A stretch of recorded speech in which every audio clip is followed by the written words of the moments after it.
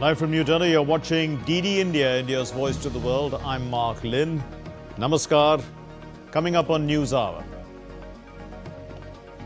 Prime Minister Narendra Modi to embark on a five-nation tour from July 2nd to 9. The Prime Minister to attend the BRICS Summit in Brazil. India is to take over the BRICS Chair next year.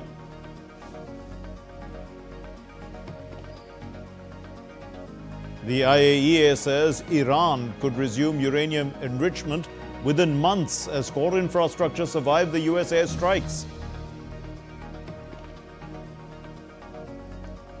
India's digital revolution completes 10 years. Tech-driven inclusion transforms governance.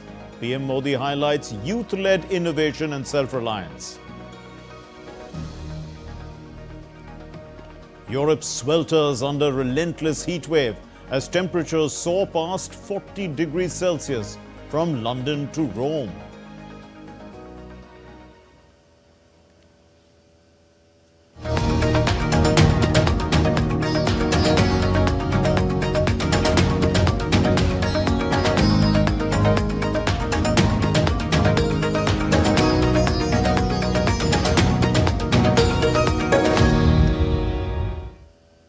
Prime Minister Narendra Modi will begin a five-nations tour from July 2nd till July 9. And the Prime Minister will be attending the 17th BRICS Summit in Brazil, followed by a state visit there. At a special briefing by the Ministry of External Affairs, the Secretary Economic Relations Dammu Ravi, he highlighted that India will be holding the chair of BRICS next year. The 17th BRICS Summit is taking place on 6th and 7th. Honorable Prime Minister will arrive on the 5th evening, but the main program is on the 6th. The Brazil's agenda, more or less, is encapsulating the ideas of the Global South. And these are more or less in alignment with India's positions. And lastly, India will be holding the chair of the BRICS next year, and which is why, in this context, Honorable Prime Minister's visit is even more important. Addressing the press conference, the Secretary East P. Kumaran said that several bilateral agreements would be signed between India and Brazil, including in renewable energy, agricultural research and security cooperation during the Prime Minister's visit. On the trade front, India's trade with Brazil is the largest compared to any other country in Latin America. It had reached 16.6 billion in 2022-23. And following the drop in oil and gas prices, it is now around 12.2 billion, with India enjoying a trade surplus as we export goods worth $6.7 billion to Brazil and import goods worth $5.4 billion. Both leaders have set a bilateral trade target of 20 billion during their last meeting in November 2024. During their forthcoming meeting in Brasilia, the two leaders are expected to discuss ways to strengthen and diversify bilateral trade, including through expansion of the India-Mercosur PTA, as Brazil will be holding the chairship of Mercosur from 1st July 2025. Prime Minister Modi will undertake a visit to Ghana from July 2nd to 3rd. This will mark a prime ministerial visit from India to Ghana after 3 decades. Honorable Prime Minister will be visiting Ghana on 2nd and 3rd July. This visit is happening after 30 years. There will be delegation-level talks during which the bilateral relations will be reviewed and also discuss various ways to strengthen and deepen bilateral relations. Honorable Prime Minister will have a one-on-one meeting with his counterpart. Then there will be a banquet dinner in honor of Honorable Prime Minister. The next day, Prime Minister will be addressing the Parliament, and he also will be interacting with the Indian community there. The Prime Minister will also pay an official visit to Trinidad and Tobago from July 3rd to 4th. The visit is the first bilateral visit at the prime ministerial level to Trinidad and Tobago since 1999. This marks the first visit by Prime Minister Modi to TNT or Trinidad and Tobago as Prime Minister and is the first bilateral visit by an Indian Prime Minister to TNT since 1999. The visit comes at an opportune time as this year, in 2025, the country is commemorating 180 years of the arrival of Indian immigrants to Trinidad and Tobago. This shared history forms the bedrock of our close and enduring people-to-people ties. In the third leg of his visit, the Prime Minister will visit Argentina from July 4th to 5th at the invitation of President Javier Milei. This will be the first bilateral visit by an Indian Prime Minister in 57 years. Prime Minister Shri Narendra Modi is visiting Argentina on 4th and 5th July on an official visit. PM has traveled earlier to Argentina for a G20 meeting in 2018, but this will be the first bilateral visit by an Indian PM in the last 57 years. Argentina holds the world's second largest shale gas reserves and the fourth largest shale oil reserves, along with, of course, substantial conventional oil and gas deposits, making it a potentially important energy partner for India in the future. India's External Affairs Minister Jaishankar, who is in the United States to take part in the Quad Foreign Ministers meeting, inaugurated an exhibition titled The Human Cost of Terrorism at the United Nations headquarters in New York on Monday. The exhibition highlighted the devastating toll of heinous terrorist acts around the world and the steps taken by the international community to combat terrorism. While addressing the event, Dr. Jaishankar said that this exhibition is a reminder for the challenge before us. Terrorism is a threat to peace everywhere.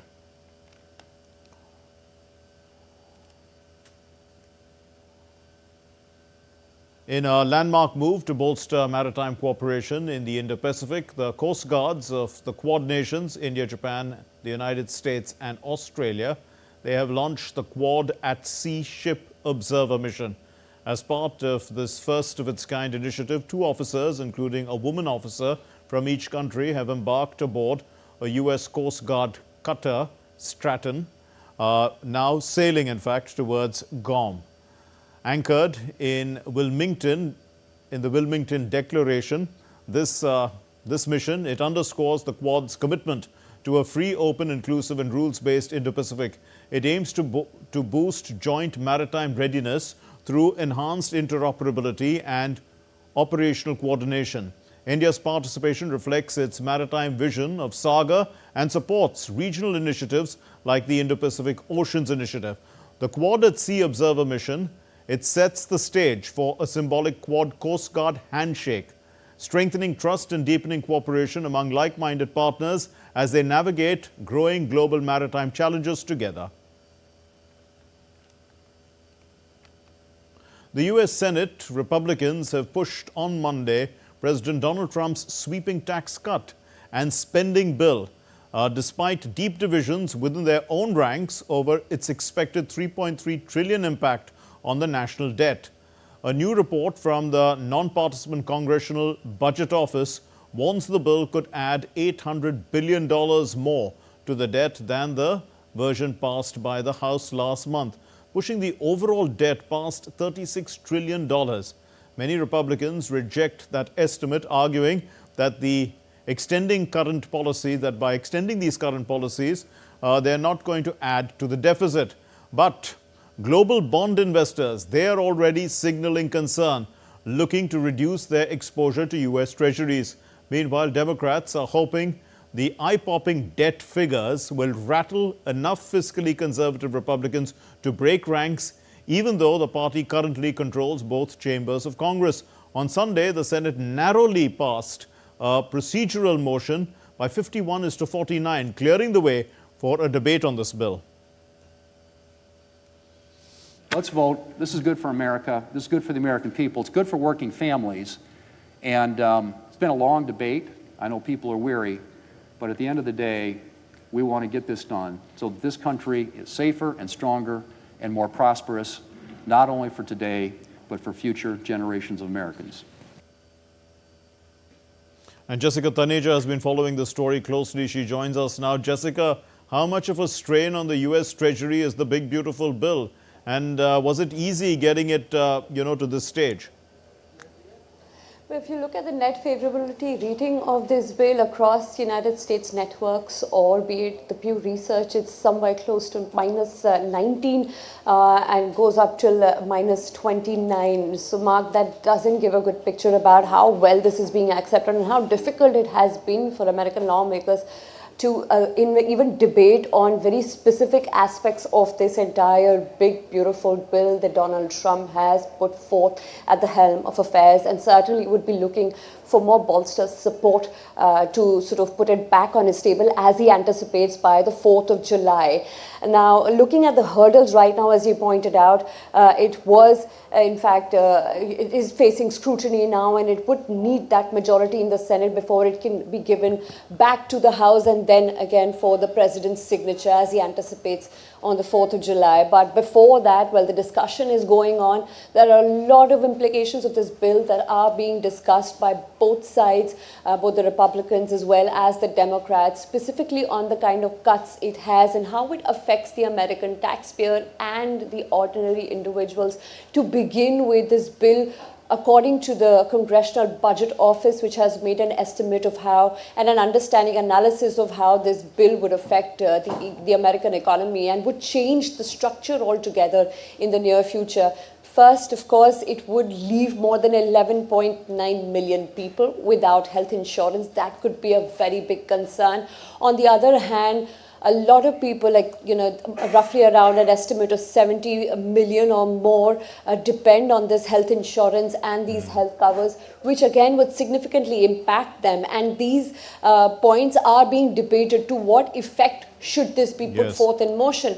And not to forget the defense budget, in which Donald Trump's big, beautiful bill plans to put aside $150, not only to build that golden dome of a defense system, but also to fund more projects and bolster defense support for Taiwan in the Indo-Pacific as well as the Taiwan Strait.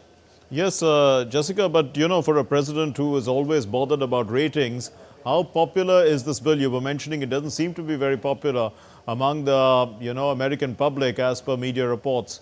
Just put that into context for us. Well, Mark, if you watch reports across the media from, even from other various sources, it does seem to be that it is not so widely favored by the American public, if you believe the polls, which is, of course, there is always the thin line. On how much one should believe or perceive or get an analysis from the polls. But so far, with the kind of negativity around it, with so many tax cuts for the rich, an extension of Donald Trump's previous promises during his first term as President of the United States, and a lot of other tax cuts, especially when you talk about the cuts in medical aid, it is not very widely accepted with the American public because there is an aging population that does seem to go about its day because of certain benefits that have been in place. And let's not even forget the kind of tax breaks that were enjoyed by say companies that were manufacturing green tech or building alternative sources of energy. They also will now not benefit from that. Instead, there will be more support going in for fossil fuels and oil exploration and activities that would engineer America back on its previous era of economic reforms, and that is certainly what Donald Trump would do. But if you believe the polls and if you see the general mood, it doesn't seem to be the case that this big, beautiful bill will be an easy assent for the president to sign on the 4th of July. We'll leave it there. Thank you very much. Jessica Taneja reporting on that subject. Now moving on. There's still to come here on DD India Newshour. Canada reverses digital services tax ahead of trade deal, potentially saving US tech giants $2 billion.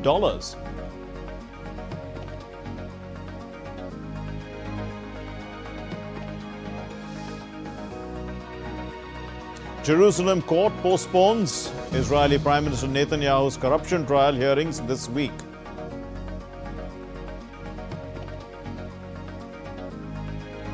And the UK High Court has upheld the legality of exporting F-35 jet parts to Israel.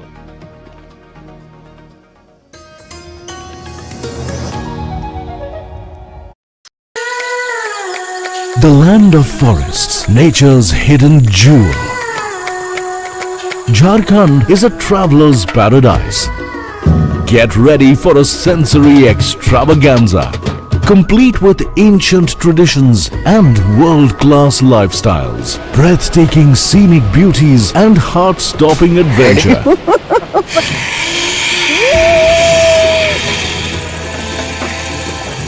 Thousands of years of faith preserved in magnificent temples, marvels of new age infrastructure. Can I resist? An abundance of prehistoric heritage flowing through generations. I've heard so much about the expertise behind this vibrant Sorai art.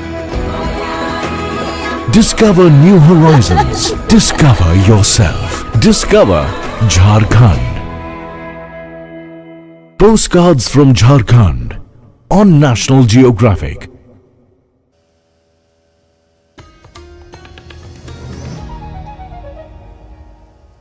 You're watching DD India News Hour. I'm Mark Lynn.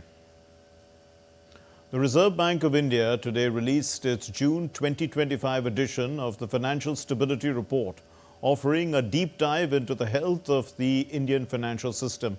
Despite global uncertainties and policy shifts, in fact, the report paints a largely optimistic picture of India's economic resilience and financial sector strength. Volatility in global financial markets, especially in core government bond segments, continues to be influenced by shifting policy directions and geopolitical developments. High public debt and elevated asset prices are flagged as factors that could amplify potential shocks. Despite the global headwinds, India's domestic financial system remains stable, supported by strong bank and non-bank balance sheets, accommodative monetary policy and low market volatility. Scheduled commercial banks have shown robust financial health with historically low non-performing assets, strong earnings and substantial capital buffers. Non-banking financial companies also remain resilient, backed by improving asset quality, healthy earnings and sizable capital cushions.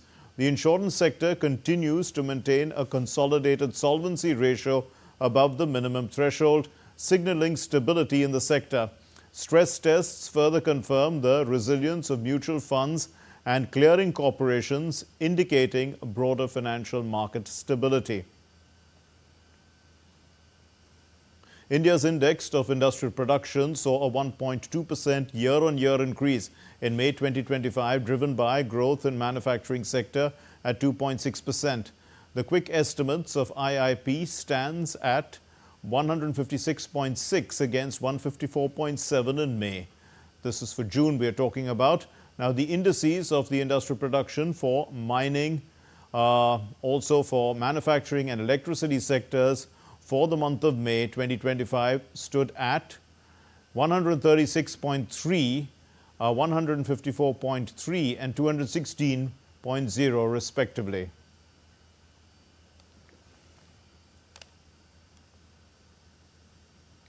Tuesday, the 1st of July, marks the 10th anniversary of Digital India, which is proving to be a milestone in India's progress. Villagers have started becoming a part of the country's Digital India campaign.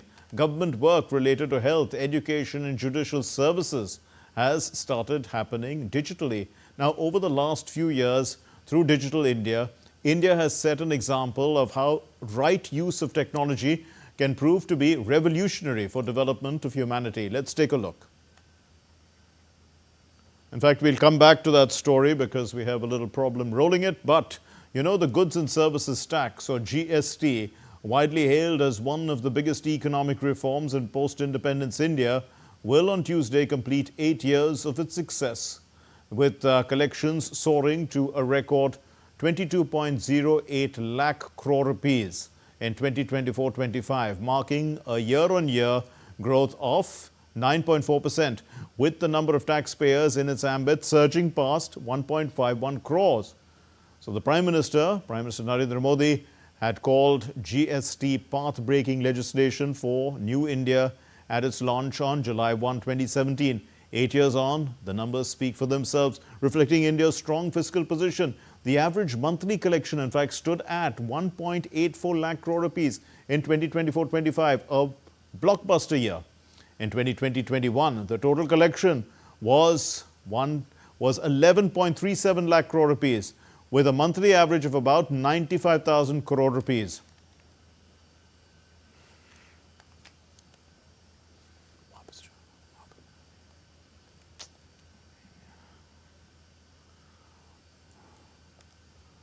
Well, Tuesday, the 1st of July, marks the 10th anniversary of Digital India, as I was saying, and it's provided a milestone for India's progress. Let's take a look at this report. Under the leadership of Prime Minister Narendra Modi, India is continuously moving towards a developed India. The Digital India campaign has strengthened the resolve in this direction. The Digital India project was launched on 1st July 2015 with the aim of improving the country's digital infrastructure system. In the last 10 years, through Digital India, India has set an example of how the right use of technology can prove to be revolutionary for the development of humanity. Today, instead of cash money in our pockets, we have started keeping money in our mobile wallets, and even the poorest of the poor people are moving ahead digitally. A revolution where technology meets inclusion. Under Prime Minister Narendra Modi's vision of Digital India, initiatives like UPI DBT are bridging gaps, boosting transparency and bringing governance closer to every citizen, right down to the last mile. Over 44 lakh crore of rupees directly transferred to beneficiaries' accounts, while more than 2,500 times jump has been recorded in UPI transaction volume. PM Modi asserted that powered by the youth of India, we are making remarkable progress in innovation and application of technology. It is also strengthening our efforts to become self-reliant and a global tech powerhouse. Over 17,000 crore UPI transactions have been recorded in just 1 year. Today, India accounts for 49% of global real-time digital payments, a testament to the power of Digital India initiative. Besides, government's program of providing unique identification number or Aadhaar is powering India's digital identity revolution. With over 150 billion authentication transactions, Aadhaar stands as the world's largest digital ID program, empowering 141 crore Indians with a unique 12-digit identity. Also developed under Prime Minister Narendra Modi's Digital India is the flagship initiative of DigiLocker. The initiative towards paperless governance, DigiLocker aims at digital empowerment of citizens by providing access to authentic digital documents to citizens' digital document wallet. DigiLocker is a secure cloud-based platform for storage, sharing, and verification of documents and certificates. India is undergoing a remarkable transformation in artificial intelligence driven by the visionary leadership of PM Modi, from setting up AI centers of excellence in premier institutes to developing indigenous models like Bharat Gen, Sarbam 1, Chitralekha, and Everest 1.0. India is making bold strides in the world of AI. Bureau Report, DD India. As global leaders gather in Seville for the UN Development Meet, India's Finance Minister Nirmala Sitharaman is leading the India delegation, and during her visit, the Finance Minister, she delivered a keynote address at the International Business Forum Leadership Summit in Seville. So what's happened is that she spoke at that event, and the Finance Minister said that strong domestic financial markets are the foundation of investment. India has invested in strengthening its banking system and deepening capital markets to finance infrastructure and industry at scale. Strong domestic financial markets are the foundation of investments. India has invested in strengthening its banking system and deepening capital markets to finance infrastructure and industry at scale. Our regulatory frameworks have evolved with market needs, balancing investor protection with innovation and flexibility, creating a more conducive environment for long-term investments. Canada has cancelled its digital services tax aimed at US tech companies in an effort to move trade talks forward with the United States. This decision came just days after the US President Donald Trump ended the ongoing trade negotiations. The move from Ottawa is aimed at reviving stalled trade talks with the US. The cancellation averts a $2 billion bill for US companies and potential new tariffs on Canadian goods. Here's the report. Canada walked back on its digital services tax in anticipation of a mutually beneficial comprehensive trade arrangement with the US. Earlier, Ottawa announced to impose a digital services tax on American tech firms after US President Donald Trump called it direct and blatant attack on the US and announced to suspend trade talks with Canada. But the Canadian government said in anticipation of a trade deal, Canada would rescind the digital services tax. The tax was scheduled to take effect on Monday. It would have hit US tech firms like Amazon, Google, Meta, Uber and Airbnb with a 3% tax on their revenue from Canadian users. Retroactively, it would have cost US firms about $2 billion. The Canadian Parliament passed the Digital Services Tax Act on June 20, 2024. This tax was to be implemented on June 30, 2025. But hours before its implementation, the Canadian government took a U-turn on it. Canadian PM said he wants to continue discussions with the US in the interest of the Canadian public. According to official data, Canada is the largest buyer of US goods at $349 billion last year and sold $413 billion worth of goods to the US. After Mexico, Canada is the second largest business partner of the US. Canada was spared from the broad tariffs imposed by Trump in April, but it still has to pay a 50% tax on steel and aluminum. President Trump and Canadian Prime Minister Mark Carney aim to reach a deal by 21st July 2025. Both leaders had met earlier this year to set a 30-day deadline for progress. The two countries are also negotiating the removal of heavy US tariffs. These include a 50% tax on steel, a 25% tax on autos, and a 10% tax on general imports. Bureau Report for DD India.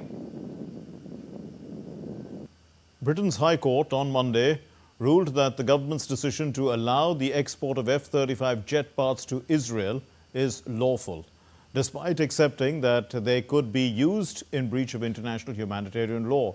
The ruling gave huge relief for government ministers and brought to a close a 20-month battle to ban all UK arms sales to Israel. The United Kingdom had assessed that Israel was not committed to complying with the international humanitarian law in relation to humanitarian access and the treatment of detainees as the basis of its decision.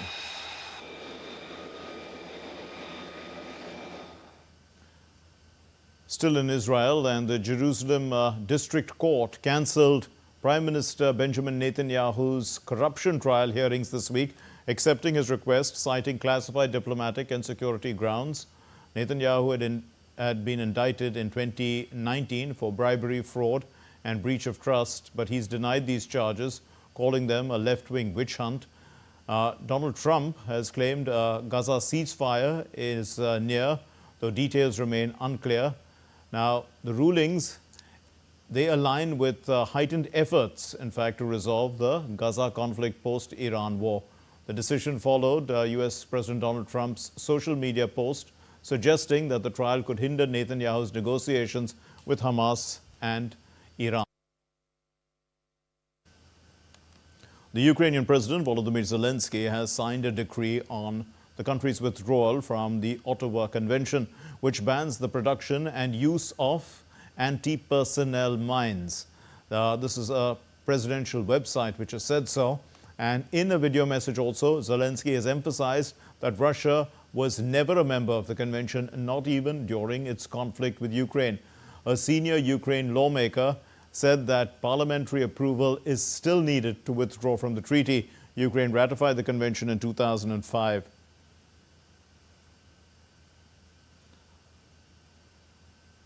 The German Foreign Minister Johann Wadephul arrived in Kiev on Monday to discuss support for Ukraine in its war with Russia. During his visit, Wadephul has praised Germany's cooperation with Ukraine in the defense industry. And this visit also marked the first time that he was accompanied by a delegation of German defense companies. The visit occurred as the President, Volodymyr Zelensky, called for help from Washington as well as Western allies to bolster Ukraine's air defenses after a Russian attack on Sunday that involved hundreds of drones, cruise and ballistic missiles. And still to come here on DD India Newshour, we'll get you an expert's opinion on the restart of Iran's nuclear program. US President Donald Trump, he says that there is a US buyer now for TikTok. It's been found.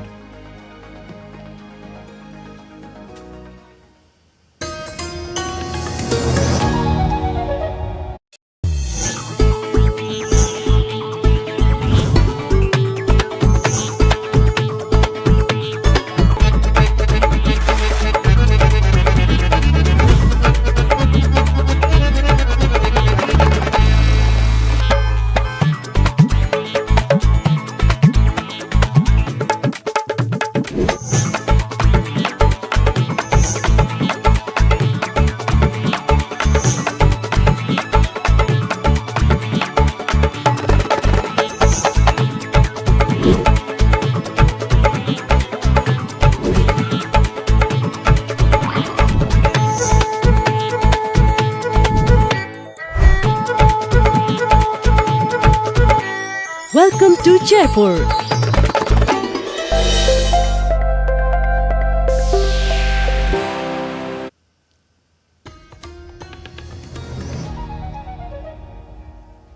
You're watching DD India Newshour. I'm Mark Lynn. Here's a recap of our main news. Prime Minister Modi to embark on a 5-nation tour from July 2 to 9. The Prime Minister to attend the BRICS Summit in Brazil. India to take over the BRICS Chair next year. The IAEA says that Iran could resume uranium enrichment within months as core infrastructure survived the US airstrikes. India's digital revolution completes 10 years. Tech-driven inclusion transforms governance. The Prime Minister highlights youth-led innovation and self-reliance.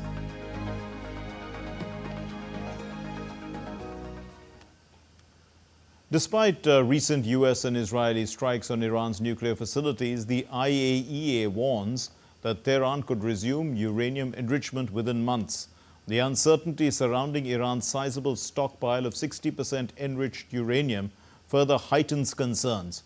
Although Iran has not officially withdrawn from the Nuclear Non-Proliferation Treaty, it has floated that possibility, even as its diplomats reaffirm commitment to the pact in European circles.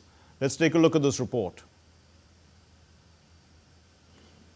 The International Atomic Energy Agency believes Iran could resume uranium enrichment within months because despite the recent US and Israeli airstrikes on its nuclear facilities, Iran's core nuclear infrastructure and technical know-how remain largely intact. The capacities they have are there. They can have, in a matter of months, I would say, a few cascades of centrifuges spinning and producing enriched uranium, or less than that. But as I said, frankly speaking, one cannot claim that everything has disappeared and there is nothing there. It is clear that there has been severe damage, but it's not total damage. Iran still possesses the industrial capacity and expertise to build centrifuges and begin producing enriched uranium relatively quickly, possibly even sooner than a few months. Iran has not officially withdrawn from the Nuclear Non-Proliferation Treaty or NPT, though it passed a bill to end its association with the IAEA. The bill could lead to withdrawal from the NPT as well. Let us also not forget that at the height of a diplomatic process, and just as the 6th round of negotiations was scheduled for the next day, the Zionist regime, in coordination and cooperation with the United States, carried out a military aggression against Iran. Interestingly, despite the rhetoric, Iranian diplomats in Europe reiterated their commitment to the NPT. Iran's stockpile of 60% enriched uranium is also a concern. What adds to the urgency of the situation is that the IAEA cannot ascertain whether this material was destroyed, moved, or it remains accessible. You know, going back to places that have been shelled is not like going in a normal sort of inspection. There is rubble, there could be unexploded ordnance, there are many aspects. The IAEA has not had direct access to Iran's nuclear sites, but the IAEA assessment directly contradicts claims by US President Donald Trump, who said that the US strikes had set Iran's nuclear ambitions back by decades. On Tehran's part, it may be using the threat of withdrawal from the NPT as a strategic signal rather than imminent action. As things stand, Iran remains a party to the NPT and under IAEA safeguards. Bureau Report, DD India. Ambassador R. Swaminathan, former senior diplomat, former Secretary, Ministry of External Affairs, who during his career had a stint on deputation with the IAEA, is with us. Thank you, Ambassador Swaminathan. Now, what are the strategic implications of Iran resuming uranium enrichment at higher levels despite the recent airstrikes on its facilities?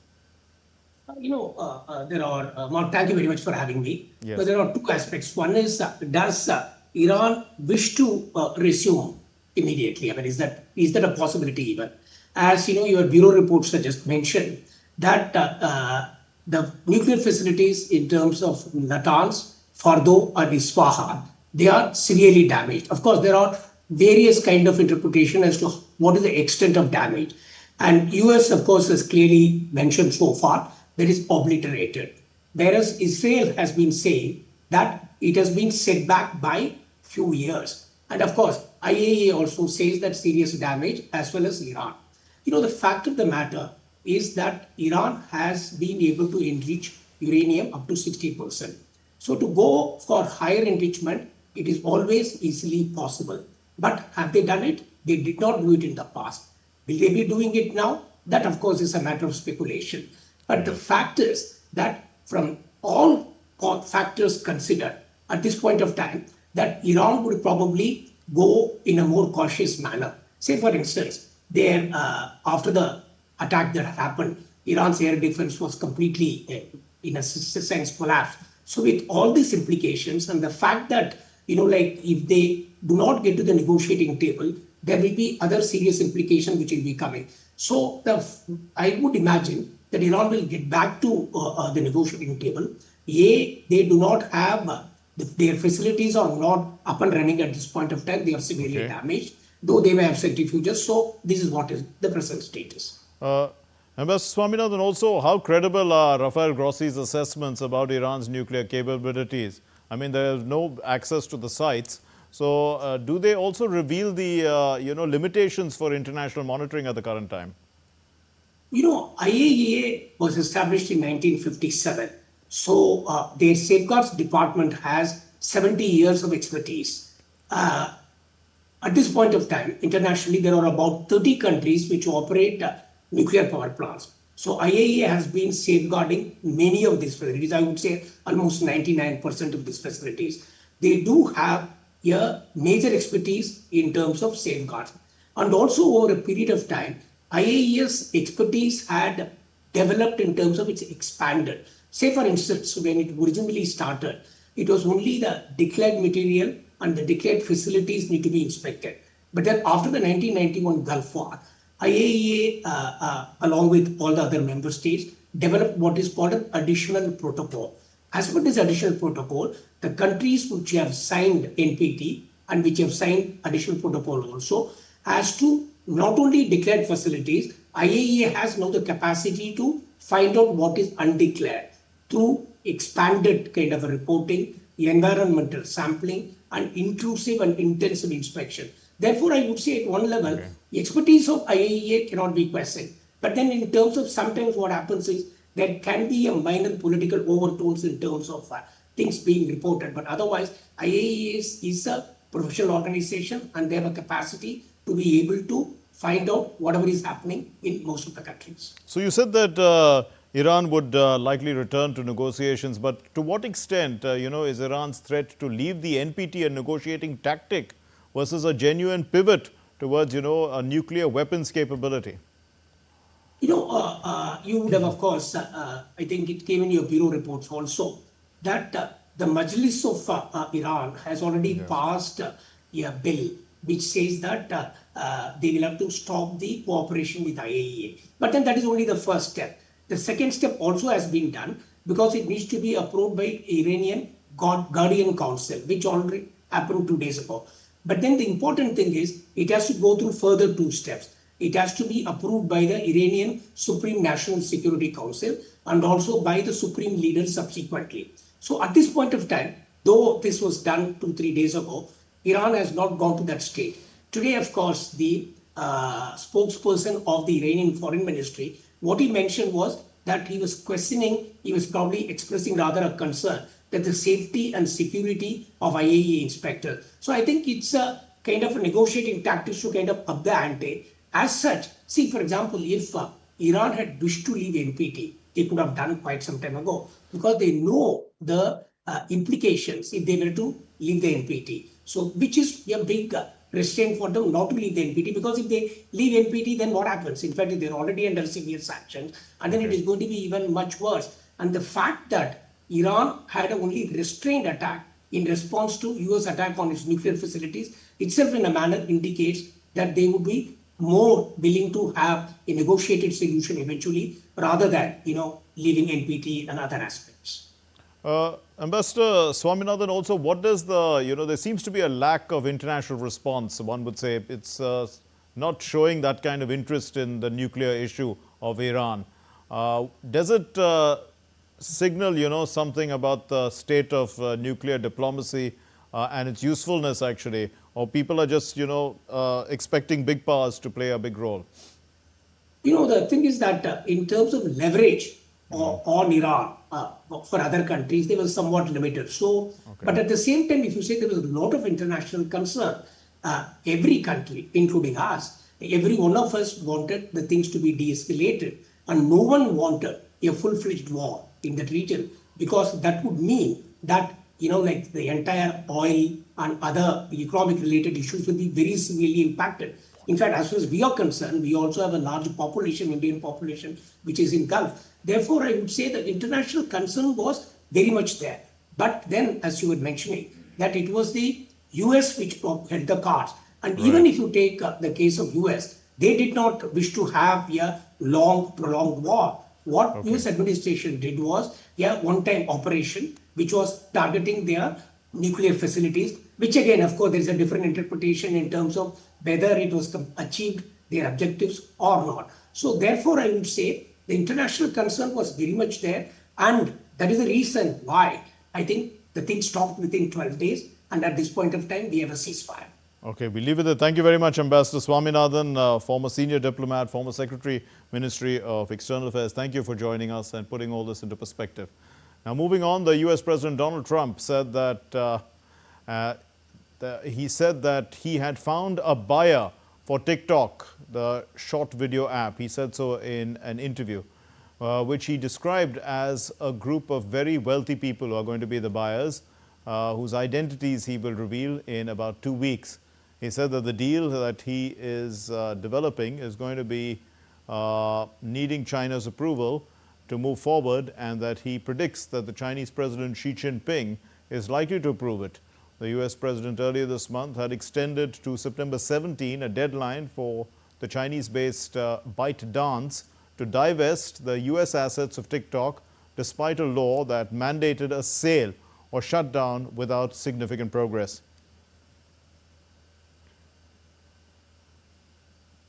No big deal. We have a buyer for TikTok, by the way. I think I'll need probably China approval, and I think President Xi will probably do it. Well, still to come here on DD India News Hour. India's shipping minister addresses the ASEAN-India cruise dialogue in Chennai.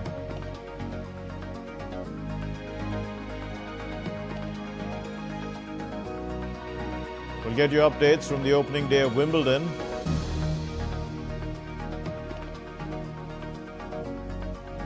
And no Jofra Archer in the English playing 11 for the Edgbaston Test against India.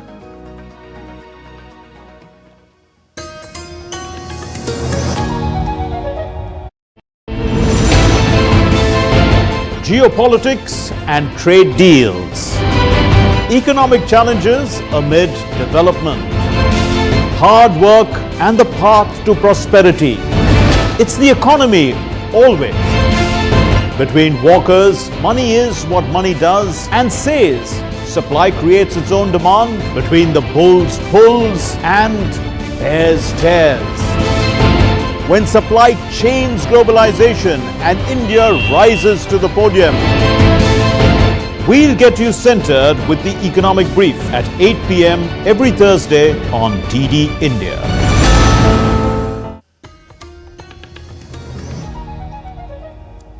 You're watching DD India News Hour. I'm Mark Lynn. The Kailash Mansarovar Yatra resumed on Monday through the Lipuk Lake Pass in Uttarakhand's Pithoragarh district, marking the end of a 5-year pause. As many as 250 pilgrims will undertake the high-altitude trek to the sacred Mount Kailash and Lake Mansarovar, nestled at an elevation of 18,000 feet.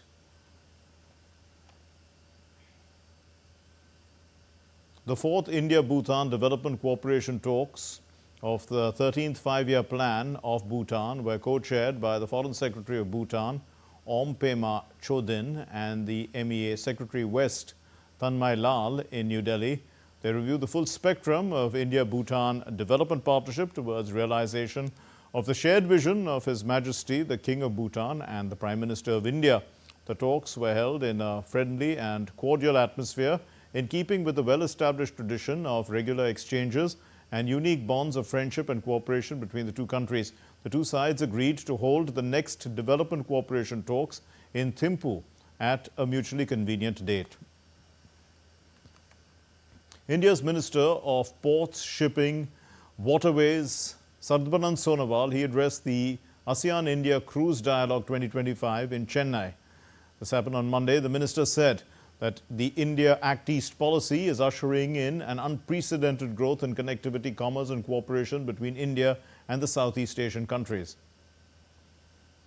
Last 11 years, under the dynamic leadership of Honorable Prime Minister Narendra Modi ji, in India, we could be able to achieve a lot of milestones, particularly in the sea cruise, because of the exemplary initiative, policy program and timely implementations of different projects. We could able to develop world-class facilities for the cruise passengers by developing the world-class terminal. From torrential downpours in Delhi to blazing heat in Rome, weather extremes are rewriting forecasts across the globe. While India's monsoon brings relief to some, it's wreaking havoc in the hills. Meanwhile, Europe sizzles under record heat and Turkey battles wildfires. Our next report by DD India correspondent Mihir Makuri. From relentless rains to scorching heat, extreme weather is sweeping across continents. In India, Delhi and the surrounding national capital region finally heaved a sigh of relief as long-awaited monsoon showers drenched the city on Monday. With the monsoon now covering most of the country, rainfall activity is expected to persist across parts of northwest, central and eastern India through the week. सारी जो monsoon की conditions है वो satisfy हो गई।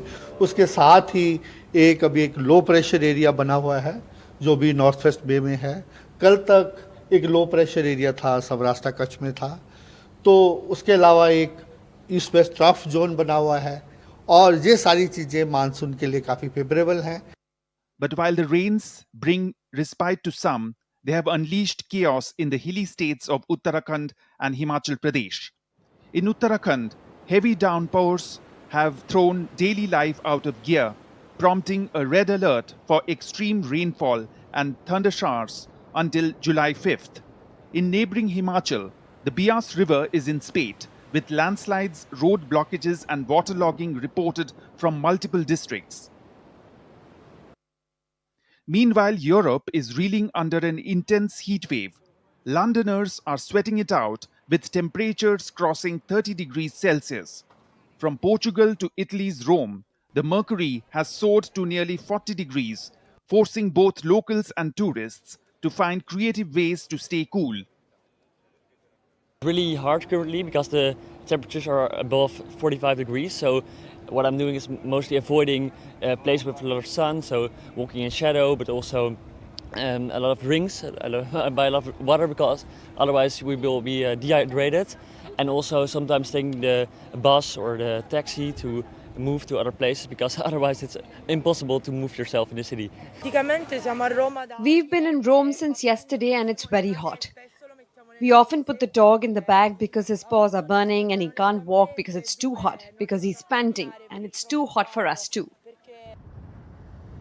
In western Turkey, wildfires are raging for a second straight day. Around 20 homes in the Aegean coastal province of Izmir have been consumed by flames. Firefighters are working tirelessly on the ground while aircrafts are dousing the blaze from above. In the Gulf, rising temperatures and humidity are pushing Qatar residents indoors. From air-conditioned meals to shaded beaches, people are adapting to the harsh summer. Temperature in Qatar this year have fluctuated between high and low. We have experienced some hot days, but this variation remains within normal levels. Generally, these temperatures are typical for the region. Summers here are also known for a very high humidity levels, which increase the heat index and makes it feel even hotter. As the nations brace for more climate extremes, the call for resilience and preparedness has never been louder.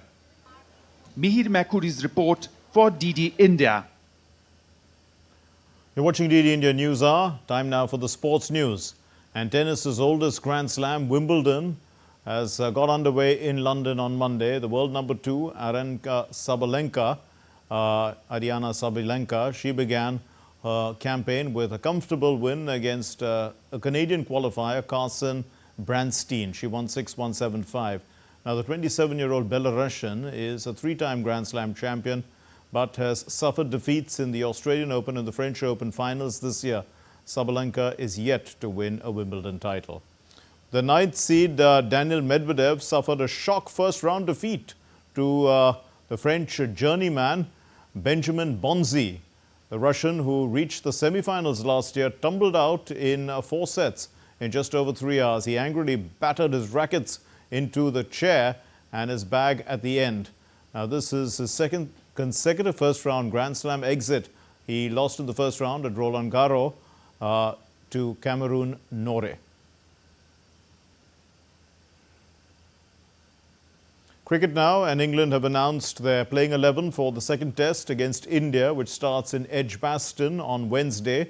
Ben Stokes' led side is leading the series 1-0. They've named an unchanged lineup for their second match. Josh Tongue, Bryden Cass and Chris Wokes are going to continue to be the front-line pace bowlers. Notably, Jofra Archer, who was added to the English squad after recovering from a finger injury, was not named in the starting lineup. The ECB confirmed earlier in the day that Archer's arrival in the squad was delayed due to a family emergency.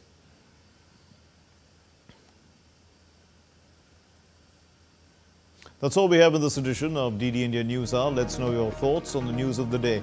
For those of you on the go, get the latest news and updates from India and across the world on the DD India mobile app. It's available on both Android and iOS platforms. Scan the QR code and download it now. We'll be back with more news as it breaks here on DD India. My name is Mark Lynn from all of us here in Delhi. Thank you for watching DD India News Hour. Namaskar.